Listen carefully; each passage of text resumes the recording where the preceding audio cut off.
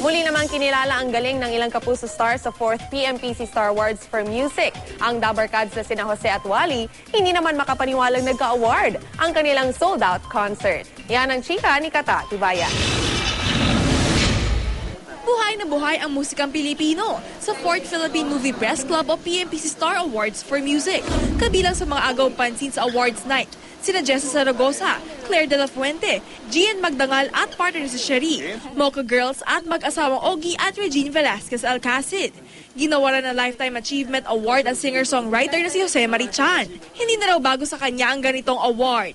Pero ang ikinatataba ng kanyang puso ay ang first time na makatanggap ng Concert of the Year Award kasama ang The Company para sa concert nilang It's Complicated. This is an honor and I waited 45 years for this. Itinanghal naman ng New Female Recording Artist of the Year si Solen Yusaf para sa debut album niya. Hindi nakarating si Solen sa awards night. Hindi naman makapaniwalang comic duo na sina Jose Manalo at Wally Bayola na sila ang makakasungkit ng Duo Concert Performer of the Year Award. Hindi basta-basta yung Araneta. Kaya nung nandun kami talagang sobrang kabanggit, di pa natatapos yung show. Maraming salamat sa lahat ng nanood. Siyempre sa Itbulaga family. At dahil sa matagumpay na concert ng dalawa, makakaasa raw ang kanilang fans ng panibagong showdown sa 2013.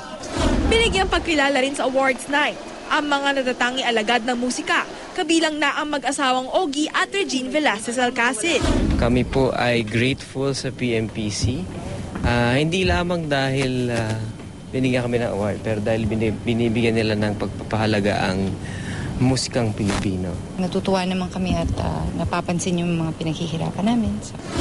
Sa gitna ng matagumpay na selebrasyon ng musikang Pilipino, umaasa ang vocalist na si Bamboo na dadami pa ang tatangkilik sa musikang orihinal at sariling atin. The good is, I think there's an emerging scene coming up, something where people are sort of have a chance to be real true artists, independents, right? Katatibayan updated sa Showbiz Happenings.